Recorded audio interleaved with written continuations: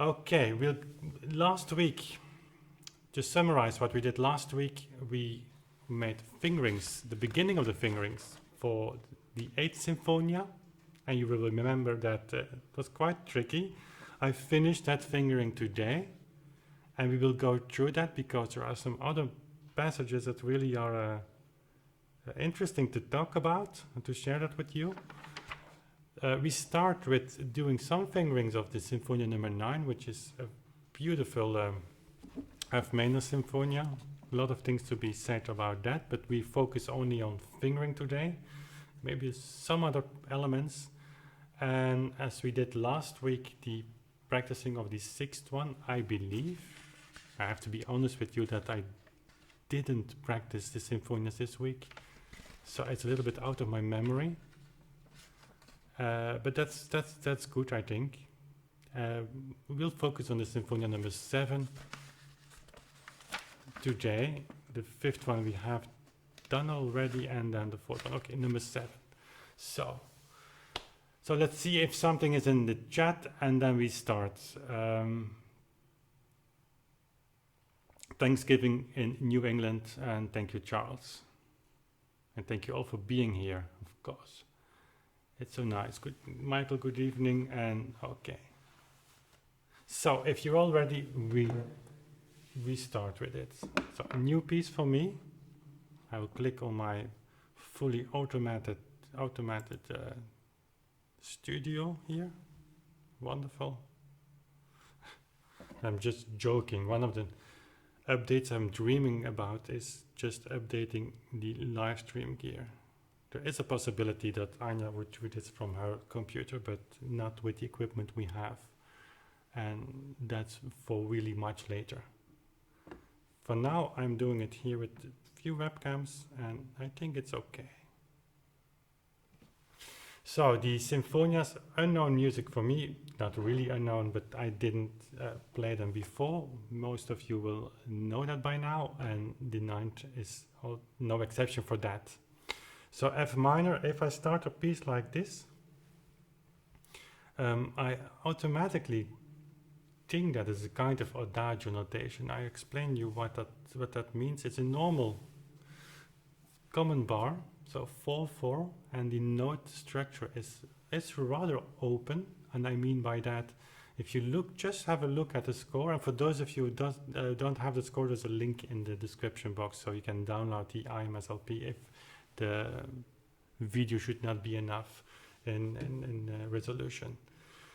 By the way, you can click on the little gear icon to upgrade the resolution. I think YouTube is by default downsizing the resolution of the live streams, but I don't know really. So you can check it out. If the image quality is not what you are used to, you can upgrade that.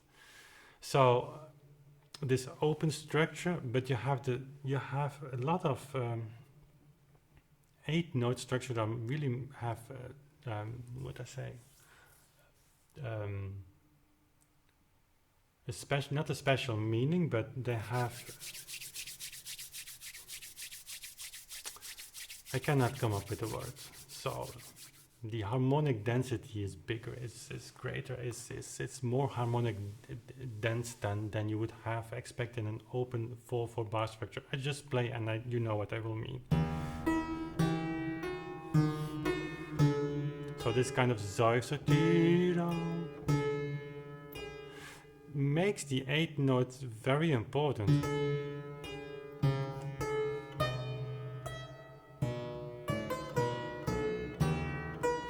And then you have here figures like this indicate to my feel, I feel them as slowing down the tempo, which is in line with the character. So it's important to go through the piece a little bit before you start making fingerings, because the character and the way you, of course, you change everything, or you can change many things later when you're practicing and the piece is more familiar to you.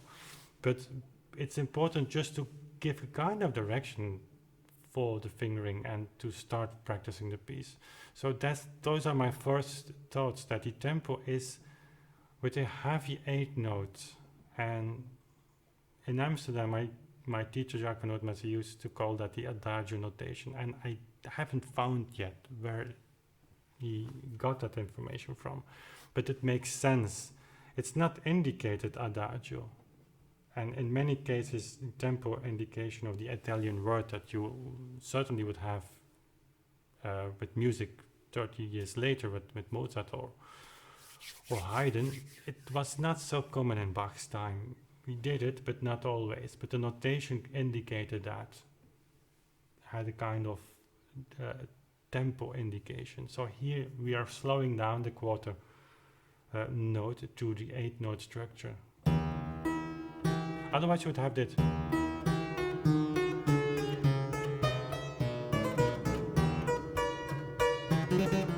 So this is impossible. I don't say that you can't play it, but it doesn't make sense. And not easy. So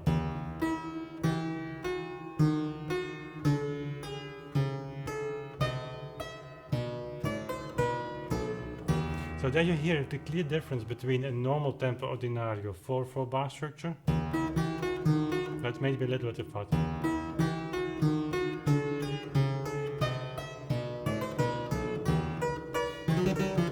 And then kind of adagio not feel.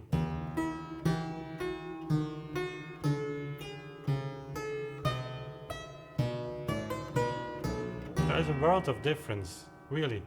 And that kind of slower tempo enables me to give more expression in the dive section. It was a wonderful experience this week with the traverse flute, and we once have to make a recording because Frank Teuns is really a very expressive player, and he is capable of reducing. Let's say that he's capable of making sound with this traverse, with his flute, on 30–40% of the capacity of the instrument, which is important to play together with clavichord. But if you do that and you have this flexibility in sound, it's 1-to-1 for the clavichord. So, and things like this, we had a lot of chats about it, discussion about it, because this kind of cantabile playing is what you find in the traverse flute, but it's also really much related to the clavichord. Also the Sinfonias and the inventions on the title page is for the cantabile style. And what I didn't know actually, so concrete, that the traverse flute, the evolution of that instrument, was also in the beginning of the 18th century. It changed to a new instrument, kind of. It's more complicated than that, as did the clavichord, from fretted clavichord to the unfretted clavichord with the cantabile style. So it was really a lot of, it was a nice experience. We had 2 days with practicing and a concert, so I think things will come out of that. And I learned a lot. So if I play this figure now, I can almost hear how he would do that. And it's easy, it's not easy, but you can imitate that on the clavichord.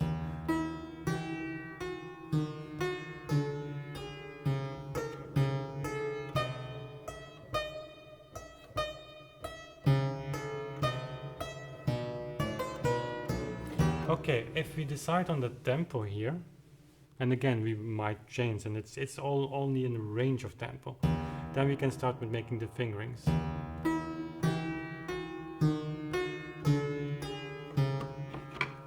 I go with 1 here. I don't take my first finger on the B flat. I hope it's clear, like that. So I have to open my hand a little bit.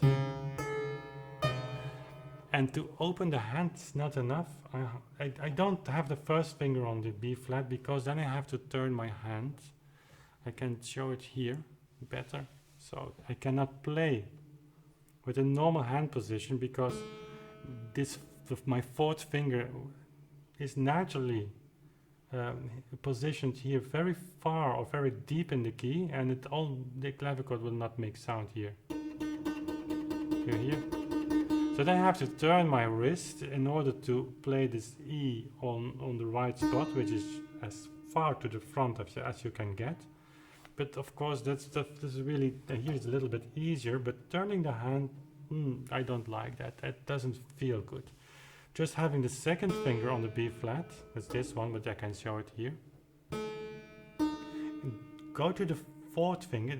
I have to turn a little bit with my wrist because I have to get my weight from the B flat to the E. And if I don't do that, it sounds really very flat.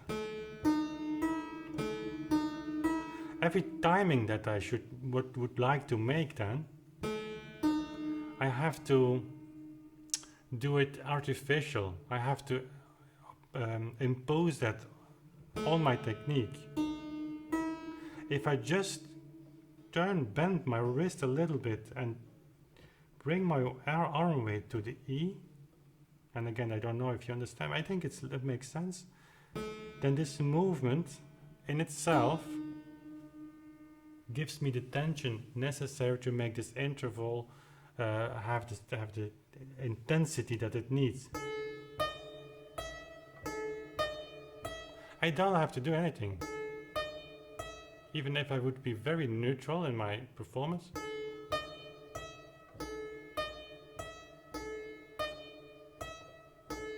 If I want to have a little bit more emphasis on the E natural F, I just slow down the movement of my wrist there. But what I do, I cannot. Let me rephrase that. Yeah, we're taking our time here with this passage, but I think it's important. If you make, let me think of how to phrase it. If you make a movement with your wrist, so also going from the E natural to the F, you can wait as long as you want. You will hear the connection. Listen.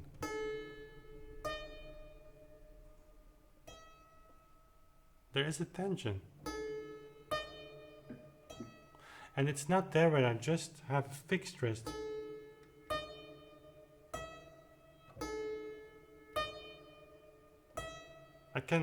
It's impossible. You feel that it's a kind of artificial bridge, but now I move my wrist a little bit.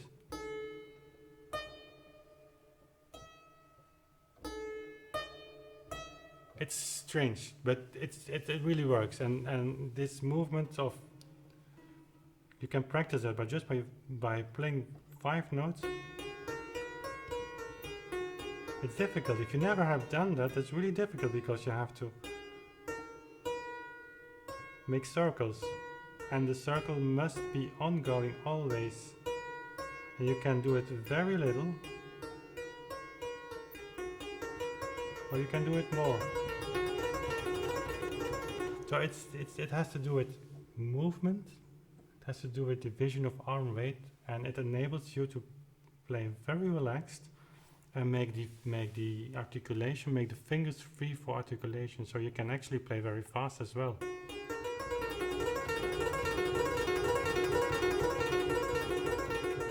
And very light. Light you do just by lifting your arm out of the key. Going strong, going deeper is making more sound.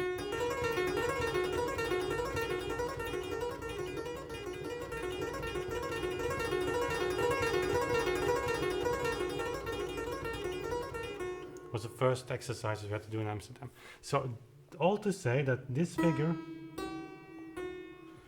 you can see in my hand, go out of the key. Okay. That's more about technique than on fingering, but it's related, of course.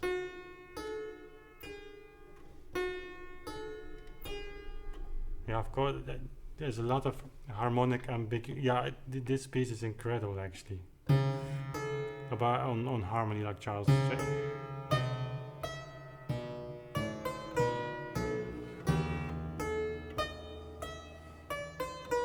I would skip one finger here, so. Like this, and left hand just to lie the first finger on the C. like this. Okay, we're talking 20 minutes now on one interval. Okay, that's nice. It's so important, this movement, really, I cannot stress it enough. And the thing is, if you do, of course the clavichord is a very sensitive instrument, but if you do that on a harpsichord or an organ, you hear it even there. Actually, Immanuel Bach writes about that.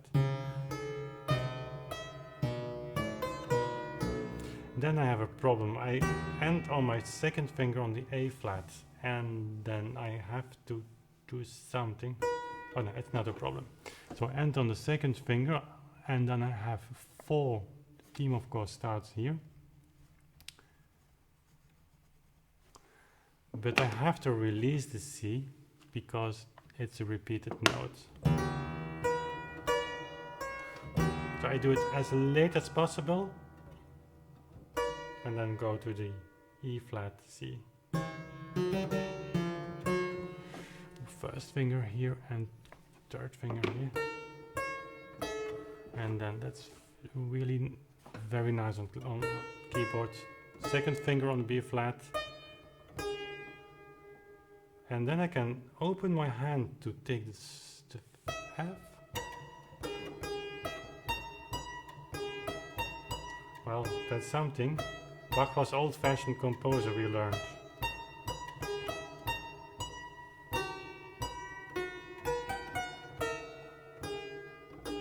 What shall we do? Oh, I can take my 5th finger on the F, and then go over my 5th finger with the 4th finger, or just spread my hand. I spread my hand here. I think makes sense. In the same way, same technique as we discussed before. Just with a big movement. On clavichord, this is really impossible without. Yeah, you can do it.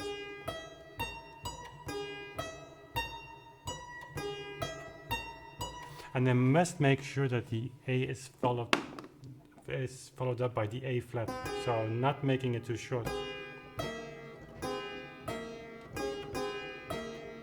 It's difficult.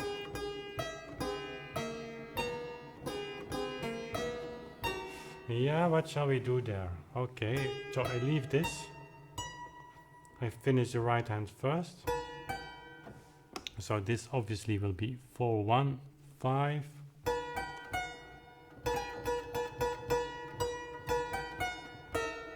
Yeah, 4-1, and then maybe 2-1. Well, let's see.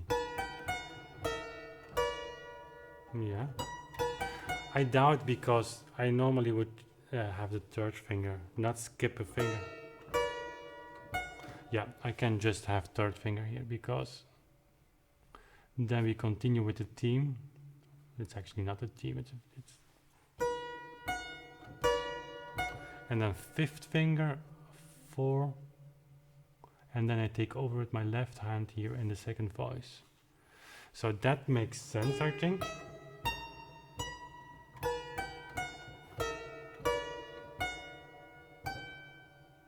Yeah. By the way, this is a perfect piece to practice releases, but we talk on that when we practice the piece next week or so. So what to do in the left hand here, because that's tricky. And of course it would not be difficult to play that, find an instant solution, but I want to have a good solution, you know, that works. So this is really, it's almost not an ornament. It gives an impulse, which works in this tempo. Yeah.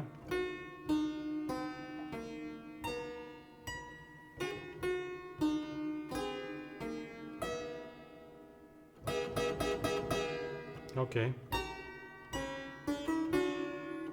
I would like to have this with my 2nd finger in the left hand, which would only leave me here with the other 3 fingers, the 5th, the 4th and the 3rd here. Which of course is not the best combination to play 32nd notes.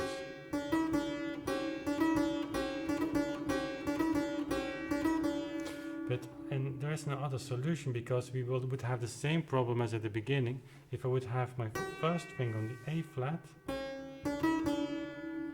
yeah,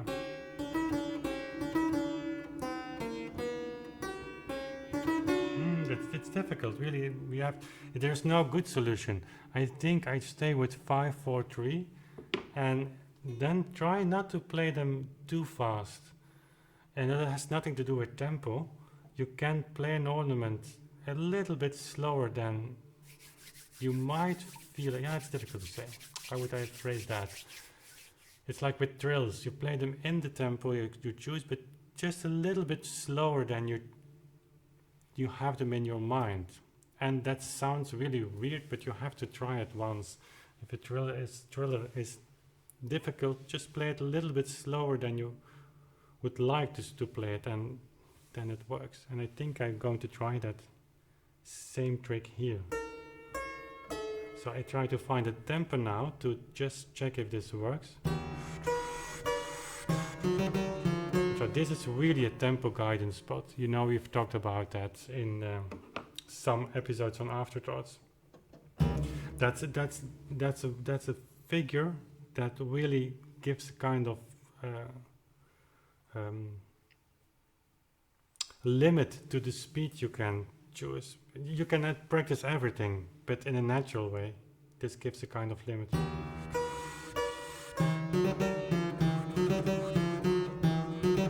Because this A flat, this one, it's a bow, but it's like a traverse indication. Yeah, it's flute. This should have some weight.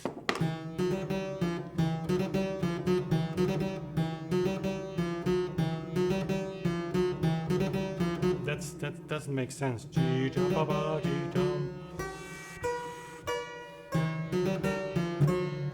Okay, we are here.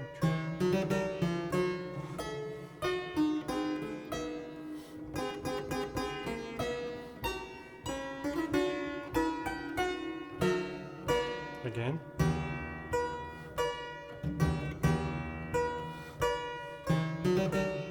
And this works great actually here, because you have a natural phrasing now by the fingering.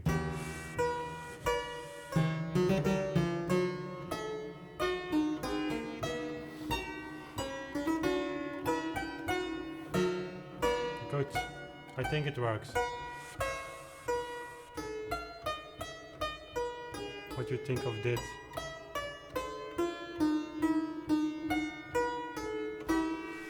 I guess Bach would have thought, well, let's do something harmonic interesting. And I think I will take my left hand only from this point.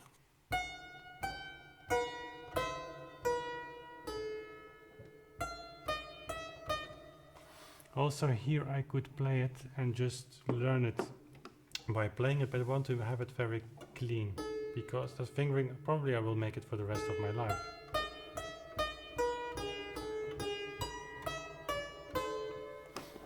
And if you we have talked about it, but if you just take the time to make a decent fingering, then it's so easy to play the piece years later.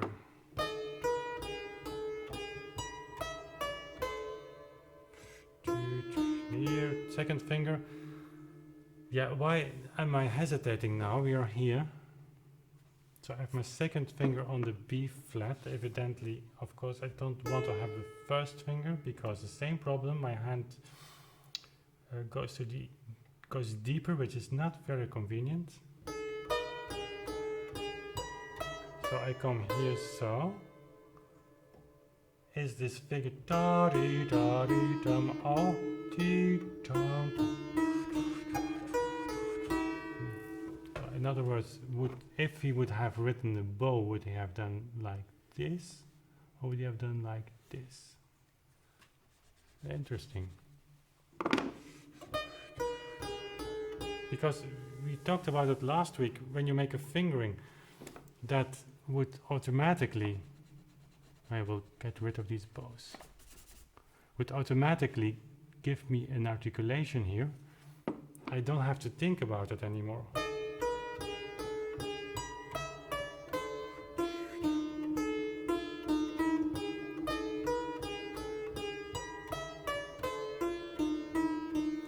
I like the figure, but it doesn't sound right.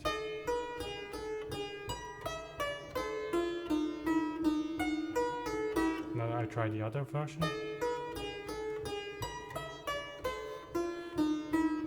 We need a gap. We need an articulation here, and of course it makes sense. It's a kind of it's this. So and then I can just leave my hand in the closed position, so in a natural position, and lift it from the B flat and go to the G flat actually.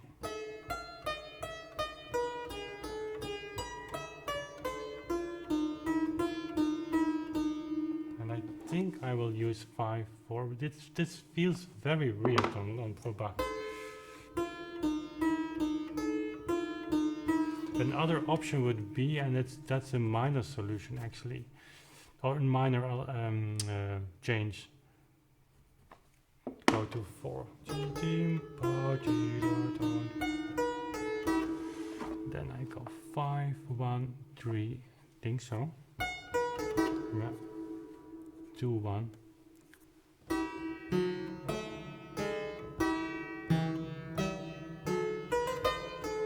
You have the same figure here as there. Okay.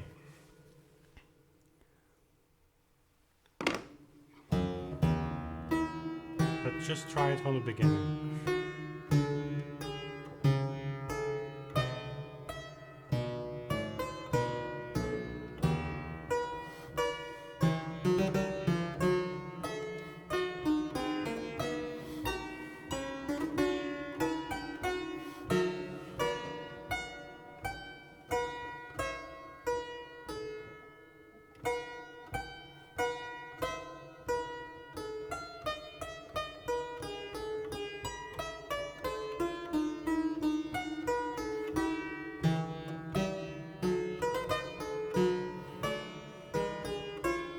Then here, 4, 2, 1, 5, 2. Okay.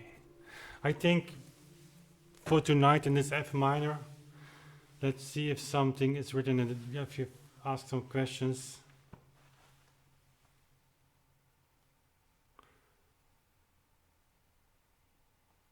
No, I haven't talked about the effect of F minor, Martin. And I would even not know by memory what was written about the effect in F minor. Matteson is writing about keys, but in any way, to be honest with you, it is kind of personal as well, what the effect of the keys is, but obviously this is not very happy. It's not very joyful, it's really painful. And it's actually I want to do in the future, to just compare sources has been written on keys and on character. But this is really painful. If you see totally chromatic. Actually it starts here.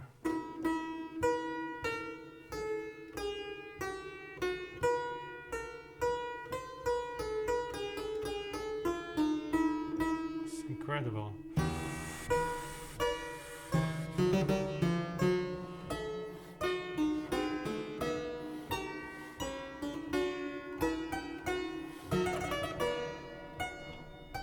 Okay, I finish that for next week, and then we certainly go through this for highlighting the releases, because this is really an exercise in release, and by what I mean by that is the release of this because it comes back in all the voices. And if I just don't on the here, just to show you a little bit of that.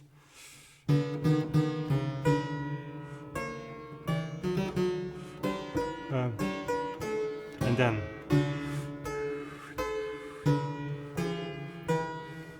So here you have the da-da. On the moment that you have the release, you have the down note for the left hand.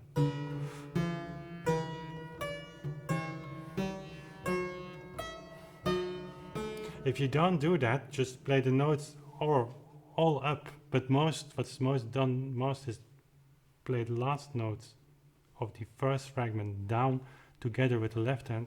It doesn't sound real polyphonic. Listen.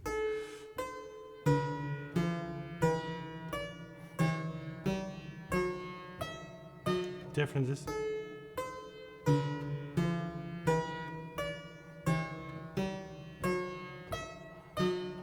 And then with the second voice.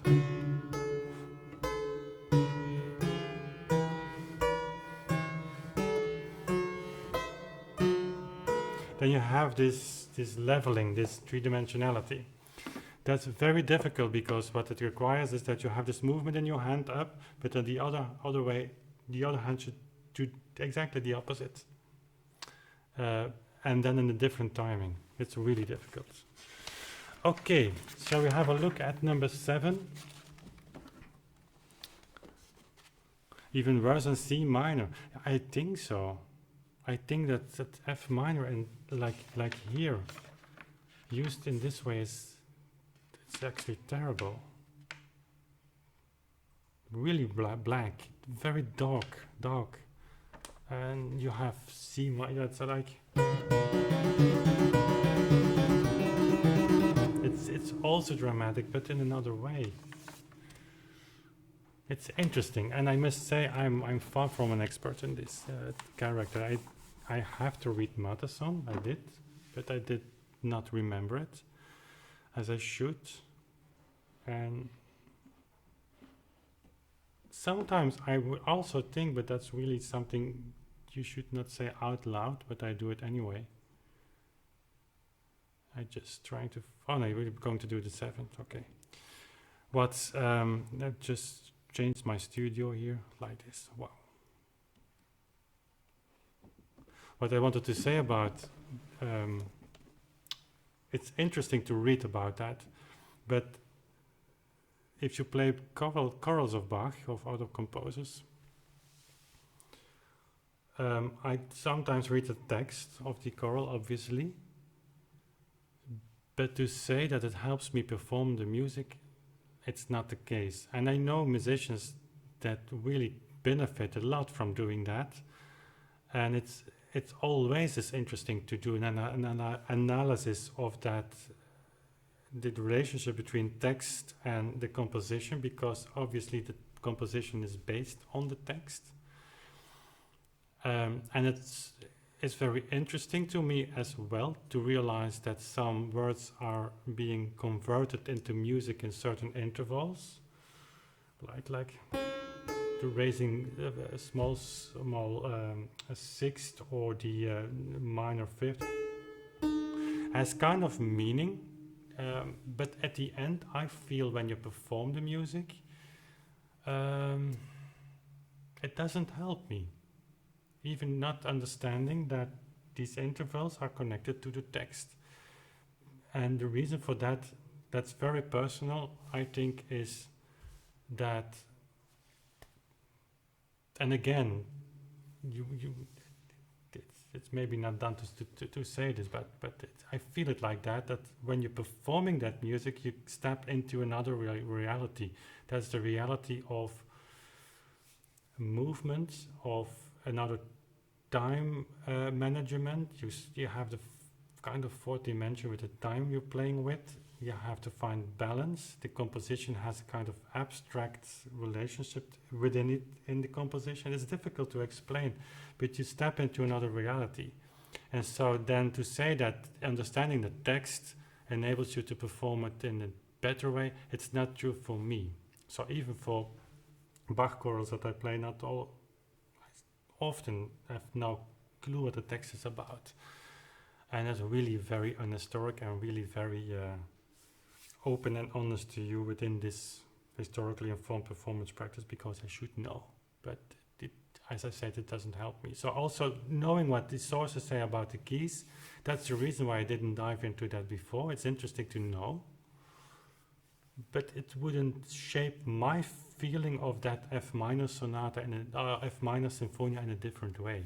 And that's actually what I want to say. Because it's just our words, and music goes far beyond that. Anyway, I don't know if it makes sense. Let's try number 7. And because that's a very difficult piece as well, in E minor. Just let me know if I was talking nonsense to you, will you? There we go. I just played very slowly first.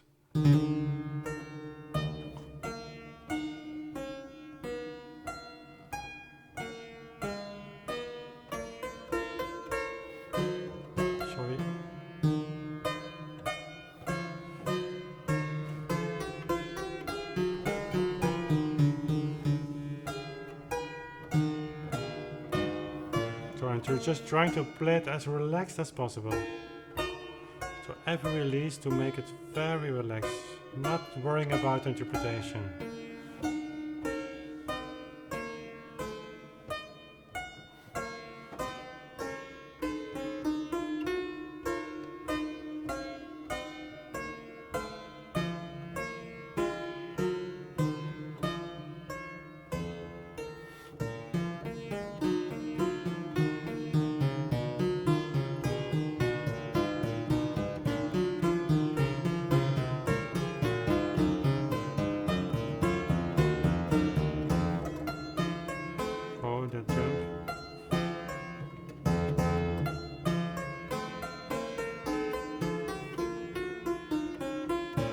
So here I just take more time than necessary,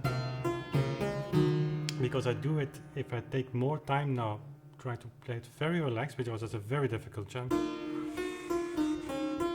If you ever struggled with that, don't think that's easy for me. That's really difficult. Actually, that bar is so difficult that when I'm playing this piece, I'm wondering what I'm going to do while recording it. Because, or I just anticipate the C sharp, but playing it on it doesn't feel right. I don't like this rushed F sharp entrance. Let's think about it. And same here.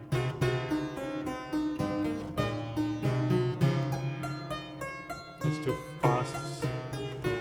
You can feel it's too fast. It's not too fast in tempo, but it's too fast for my brain. I can't follow myself now. Ideal, I should play it like this. And think with every note up front what I'm going to play. Make every release as it's all about releases. As relaxed as I can. So what's happening now is that I'm thinking very fast. I hope I do.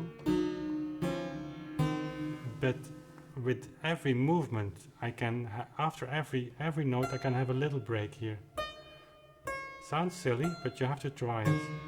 Just try to read all notes before you play them.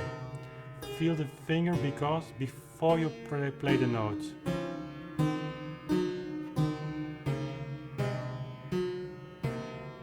It gives a kind of freedom.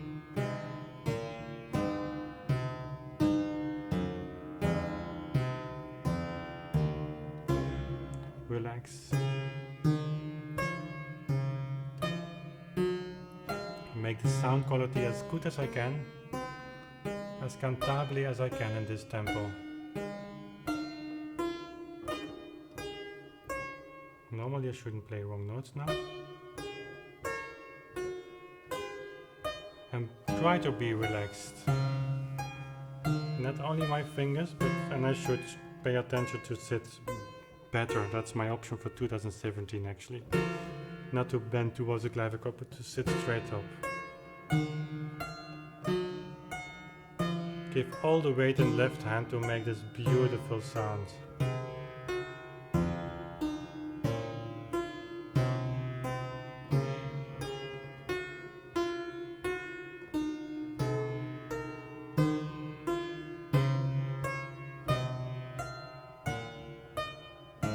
And reading, only reading and listening.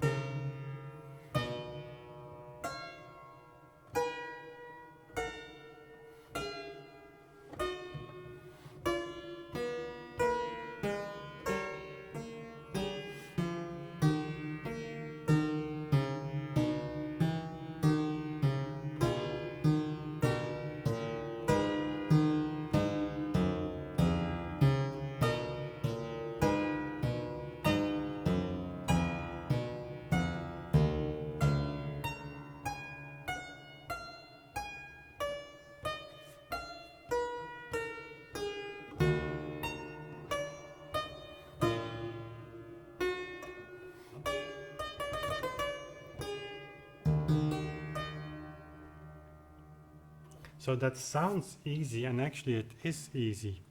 And the thing is, if you find for yourself, once you have made a good fingering, which is really worked out, as we did here with the 7th Sinfonia, and you play it in this tempo, so I mean by this tempo, not that I'm going to perform that in this piece in that tempo,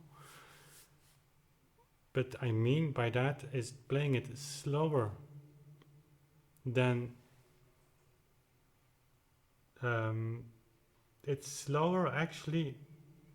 It's so slow, I have to rephrase it, so slow that your brain has more capacity than necessary. So I hope you understand me. So between the notes there's a little break. Even you can talk then because you have free brain power. Sounds really silly if I say that in English like that, but anyway, you know what I mean. By doing that, and that's very important, by doing that you not only practicing the notes, which is important. So actually what you're practicing is your eyes, your view, you're kind of memorizing the notes, because even if you read the notes, you have to memorize them a little bit, because otherwise you wouldn't be able to step back a little bit later, so that you can read in kind of blocks. So have your eyes over here and play all the notes. But you're always also practicing the feel of relaxation, and that's key to everything. That feel of relaxation will stay when you play it faster. And speeding up your ability to think, so to speeding up your brain power, if I can call it like that, that's not so difficult, because we have plenty of capacity, often unused.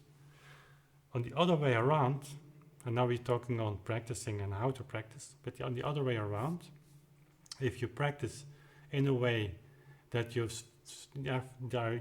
constantly trying to find solutions, so as many of I also do, because we start to play and we start to play a little bit too fast, and then things go wrong, we repeat it, and then our brain is occupied with finding solutions, emergency solutions, and you're not practicing or incorporating, so to say, this absolute feel of relaxation, that nothing can happen with this piece, even not when you start playing 16 notes like we you do here.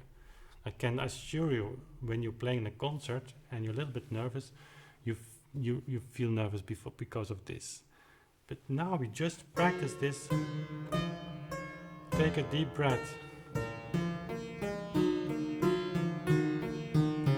And this relaxed feel of that bar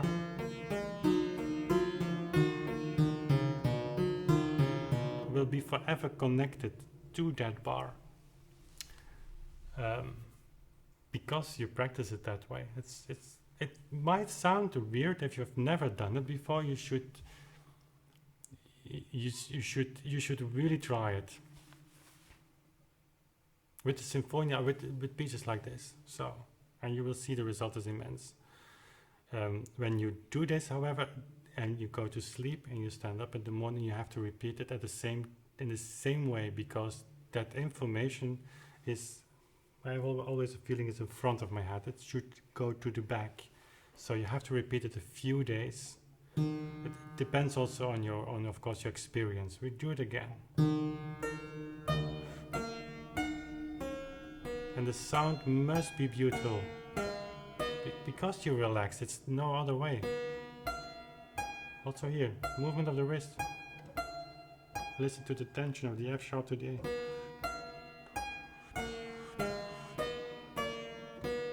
No left hand.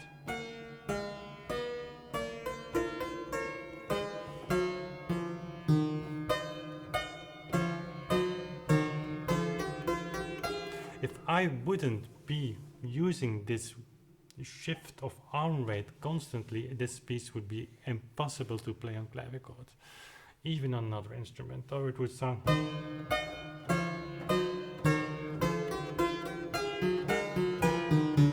I exaggerate a little bit, but not much, and listen what happened now.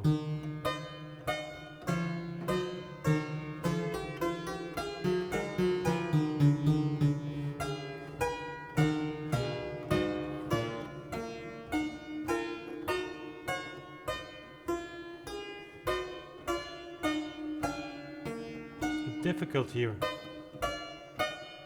to make all these thirds very cantably without doing silly, crazy things like playing them over legato. It's not necessary. Just from one second finger, fourth finger, third finger, fourth finger. It's a question of dividing your arm weight. Going from here to there to there. And then in all voices, of course. And then you start to understand why this is so difficult.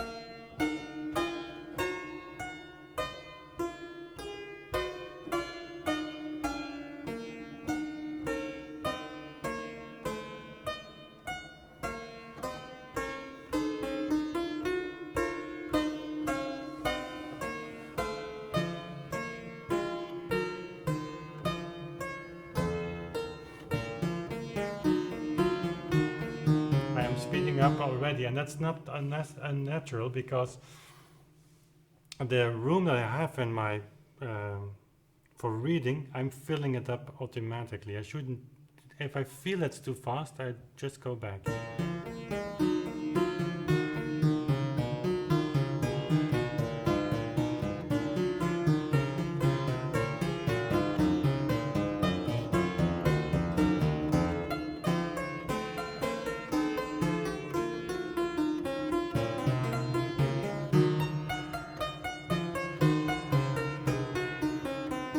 So actually what happens now is, because I just played it so slow that as I explained and I demonstrated, or we did it together, the piece is almost ready actually. So I have, actually we could say I have given it a very deep look, and if I play it faster now, I still have the same feeling that I have the freedom to look up front to the next notes.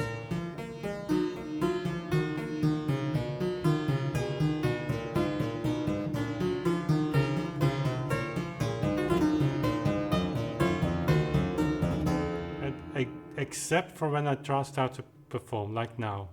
I'm not ready to do that yet. just can't follow my fingers now and read.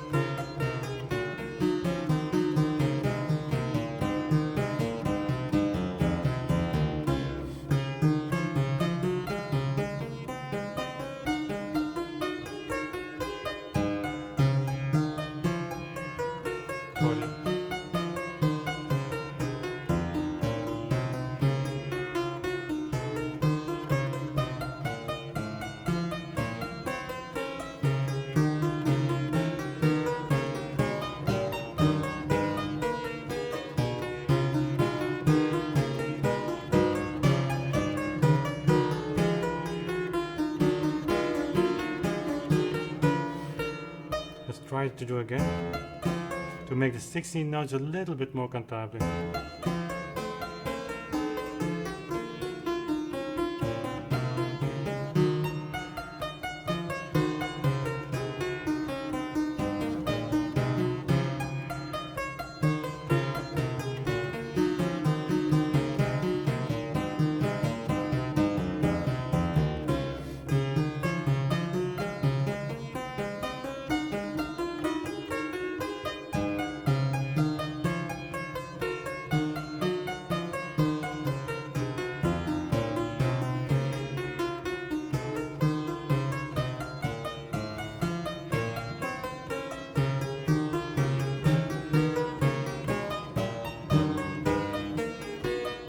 Also here the left hand, the 8 notes should be a little bit more cantabile, more relaxed, releases.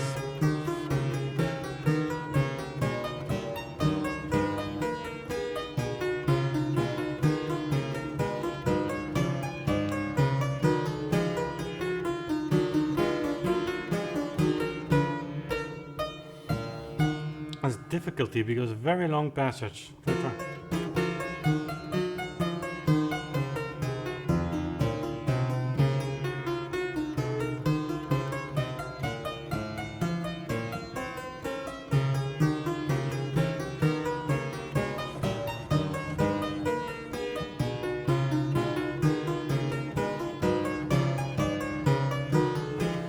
This was very good here, but I should keep the tension there. It's building up, difficult.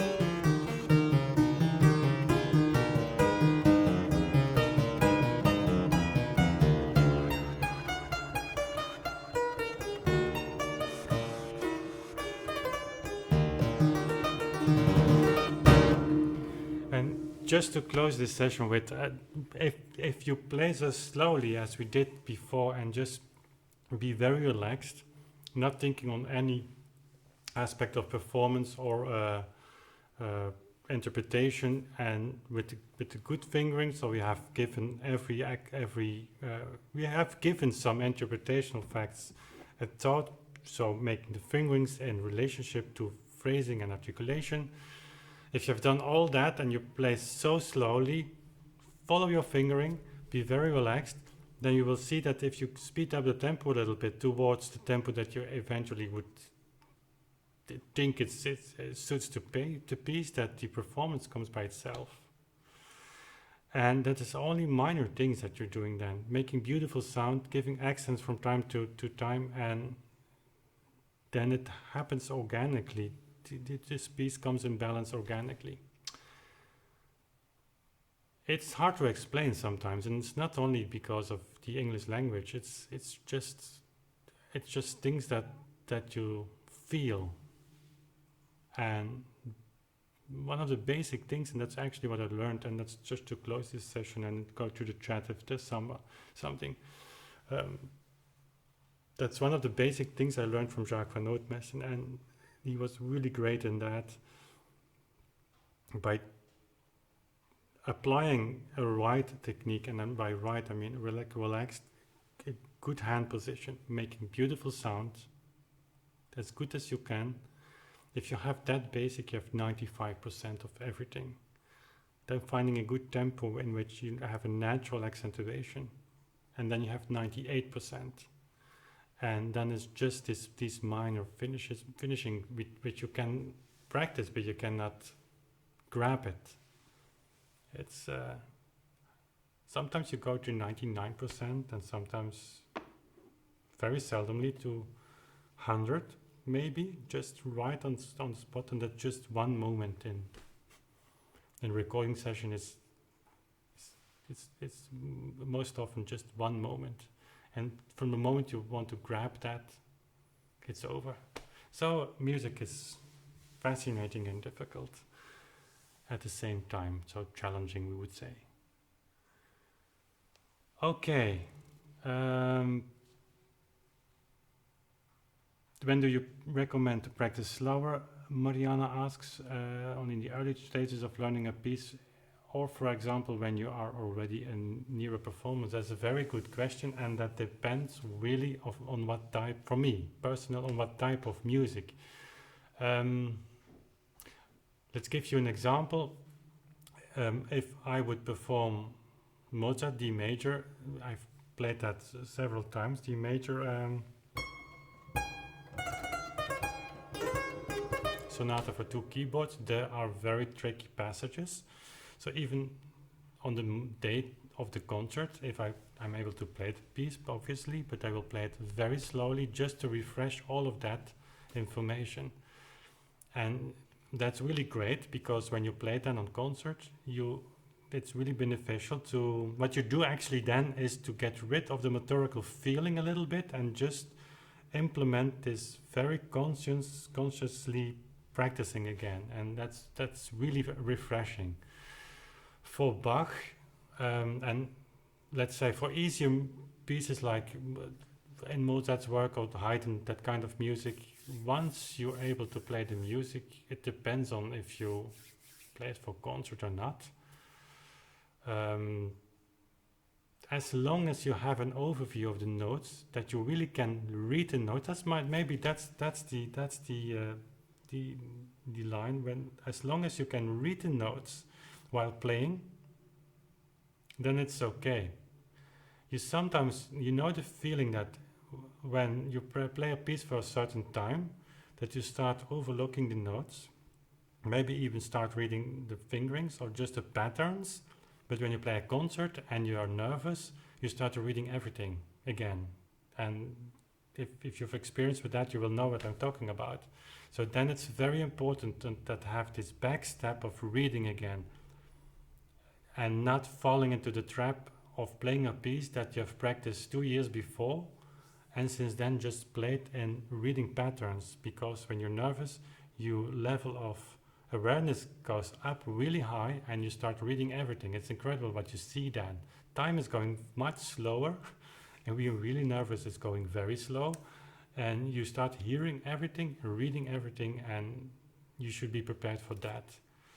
And from time to time, just do it by default. Playing it slow is also, in my experience, very refreshing for the interpretation as well, because you get rid of all the things you lay on top. You just go back to the basic. And final thing, playing slow in the way I did is very fun. It's very nice, very relaxing actually.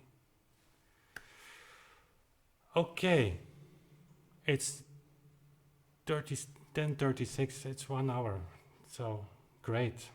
Time flies actually while doing this. So next week we'll have a new session. I will have finished the number 9, and then we have a first look and practice that, and then actually we forgot to practice number 8. We'll do that next week. because there are several things I really would like to mention with you, or to share with you. And then we start number 10 up to the 15. Okay, thank you all for, oh, there's another question. Would it be able to get your book with your autograph? The book will be difficult, Karel, but the CD is certainly possible because the book will be printed. I even don't know where Anja has the information. Somewhere, a print on demand, and will be sent directly actually to you, which is great. Because that, and it doesn't come here in our home, but the CDs are here, so we will set up, in the mailing list, I'm really have to pay more attention to the mailing list, but it's a matter of time, lack of time.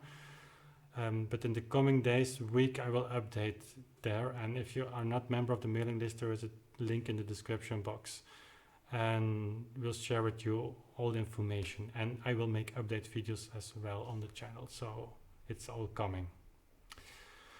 Okay, I thank you all for being here and hope to see you all next week again, and have a good night, and we see each other very soon.